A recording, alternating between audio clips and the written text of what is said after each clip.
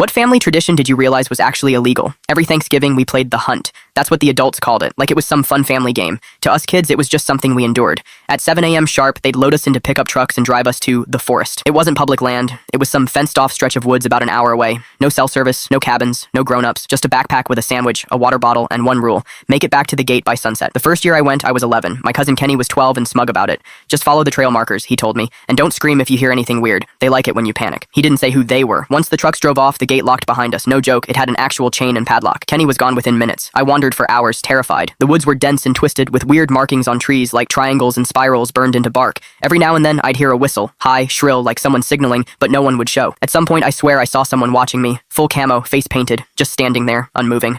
I blinked, and he was gone. When I finally made it to the gate around 5:30 p.m., my shirt was torn, my leg bleeding from a fall, but the adults just clapped and cheered like it was a football game. Another survivor, my Uncle Greg laughed. Over the years, I realized what was actually happening. The hunt wasn't just about survival. It was a test, a tradition, but also a cover, because sometimes kids didn't make it back. In 2014, my cousin Lacey didn't return. She was 13. The family said she ran away, but we all knew that was a lie. The gate had been locked. There were no roads for miles. I asked my dad once, what happened to Lacey? He just said she wasn't strong enough. That year, the rules changed. We had to wear GPS tags for safety, but they weren't safety devices. They tracked how far we got, how well we hid, how we reacted. One year, they gave us airsoft guns and said, you're the prey. Try not to get tagged. We thought it was a joke until someone got actually shot with something that wasn't plastic. My last year was when I turned 15. I had decided I wouldn't play anymore, but you didn't get a choice. Refusing meant you were picked as early prey. They dropped you off 2 hours before everyone else. I ran for miles that day, followed by whistles, movement in the trees, shadows darting just out of view. One of the adults caught me. I still have the scar on my ribs from where he tackled me and pinned me to the ground. I told my mom I wouldn't do it again. She told me to grow up. Then I met Brian, new boyfriend, not part of the family. First Thanksgiving he spent with us, he heard about the hunt and laughed like it was made up.